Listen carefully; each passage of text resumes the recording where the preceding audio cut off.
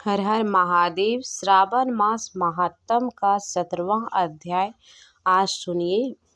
ईश्वर बोले, हे देवेश, अब मैं शुभ पवित्रारोपण का वर्णन करूँगा। सप्तमी तिथि को अधिवासन करके अष्टमी तिथि को पवित्रों को अर्पण करना चाहिए। जो पवित्रक बनाता है उसके पुण्य फल को सुनिए। सभी प्रकार के यज्ञ, व्रत तथा दान करने और सभी तीर्थों में स्नान करने का फल मनुष्य को केवल पवित्र धारण करने से प्राप्त होता है, क्योंकि भागवती शिवा सर्वव्यापिनी है।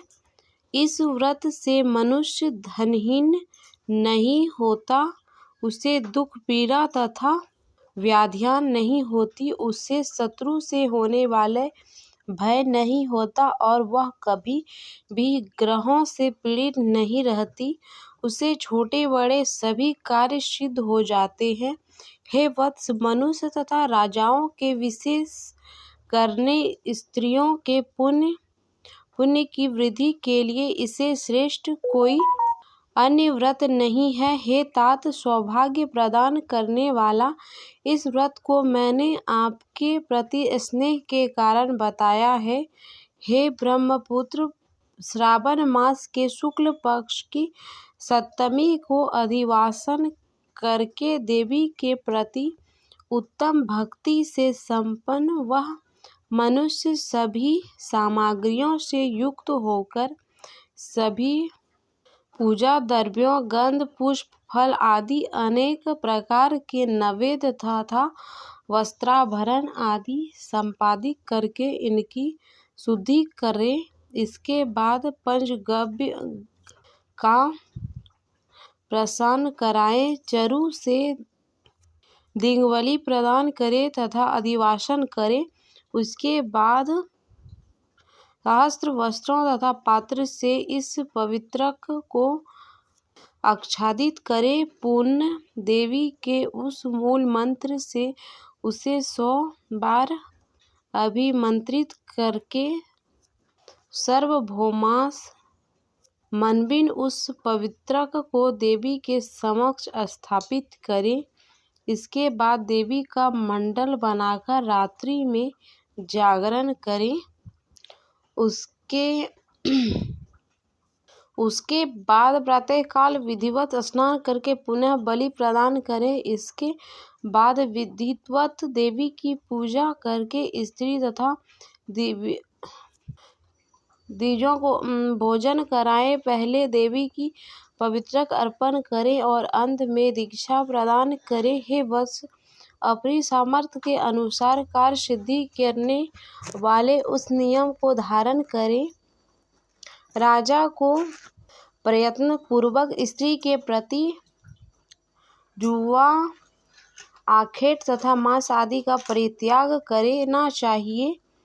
हे मुनि सत्यम, जो बुद्धिमान व्यक्ति विधि पूर्वक पवित्रारोपण नहीं करता, उसकी वर्ष भर की पूजा व्यर्थ हो जाती है। अतः मनुष्य को चाहिए कि देवी परायण तथा भक्ति से संपन्न होकर प्रत्येक वर्ष शुभ पवित्रारोपण अवश्य करे। कर्क अथवा सिंह राशि में सूर्य के प्रवेश करने पर शुक्ल पक्ष की अष्टमी तिथि को देवी को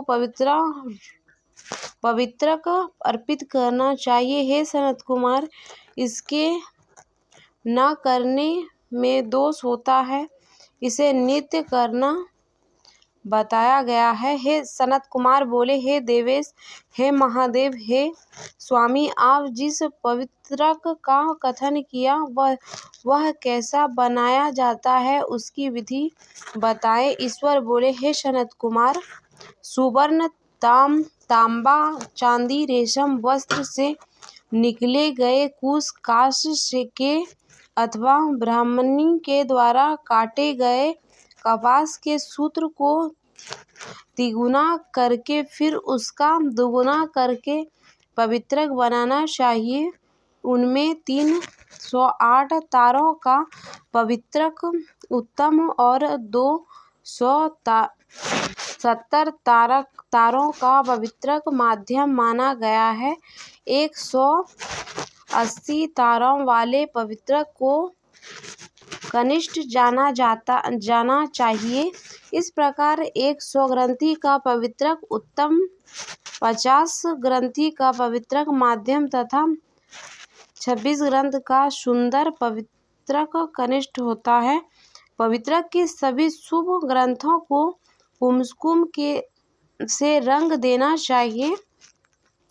इसके बाद अपने सक्षम शुभ मंडल पर देवी का पूजन करके कलश के ऊपर बांस के पात्र में पवित्र को रखे। 3 तारे वाले पवित्र में ब्रह्मा, विष्णु तथा शिव का आह्वान करके स्थापित करें। इसके बाद का सुनिए। 9 तार के पवित्र में ओंकार, सोम, अग्नि, ब्रह्मा, समस्त नागों, चंद्र, सूर्य तथा शिव देवों की स्थापना करें। हे सनत कुमार, अब मैं ग्रंथियों में स्थापित किए जाने वाले देवताओं का वर्णन करूँगा। क्रिया: पुरुष, वीरा, विजेता, अपराजिता, जया, भद्रा, मुक्ति और ईशा, मनोमती यह देवियाँ हैं। इनके नामों से पूर्व में प्रणव तथा अंत में नव लगाकर ग्रंथियाँ संख्या के अनुसार क्रम आवाहन करके चंदन आदि से इनकी पूजन करना चाहिए। इसके बाद प्रणव से आमंत्रित करके देवी को धूप अर्पण करना चाहिए। हे सनत कुमार, मैंने आपसे देवी के इस शुभ पवित्र रोपण का वर्णन कर दिया है। इसी प्रकार अन्य देवताओं का भी पवित्र रोपण प्रतिपदा आदि तिथि में करनी चाहिए। मैं उन देवताओं को आपको बताता हूँ। कुबेर, लक्ष्मी, गौरी, गणेश, चंद्रमा, बृहस्पति, सूर्य, चंडिका, अम्बा, वासुकी, अनंत, शिवजी, ब्रह्मा और पितृ। इन देवताओं की पूजा प्रतिपदा आदि तिथि में करनी चाहिए। यह मुख्य देवता का पवित्र रोपण है। उनके अग्नि देवता का पवित्र 3 सूत्रों का होना चाहिए। ईश्वर बोले, हे विप्रेंद्र, अब मैं श्रावण मास के दोनों पक्षों की नवी तिथियों के करणीय कृति को बताऊंगा। इस तिथि कुमारी नामक दुर्गा की यथाविधि पूजा करनी चाहिए। दोनों पक्षों की नवी के दिन नगव्रत करके और उसमें दुग्ध तथा मधु का आहार ग्रहण करे अथवा उपवास करे। उस दिन कुमारी कन्या उन पापनाशिनी दुर्गा चंडिका की चांदी की मूर्ति बनाकर भक्ति पूर्वक सदा उनका आचरण करे।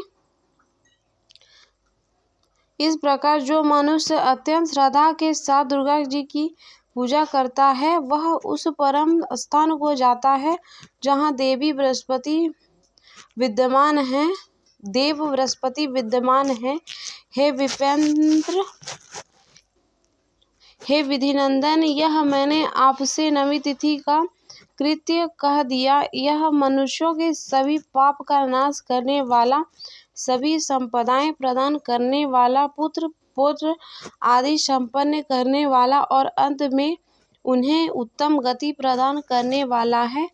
तो ये थे श्रावण मास के 17वां अध्याय जो समाप्त हुई।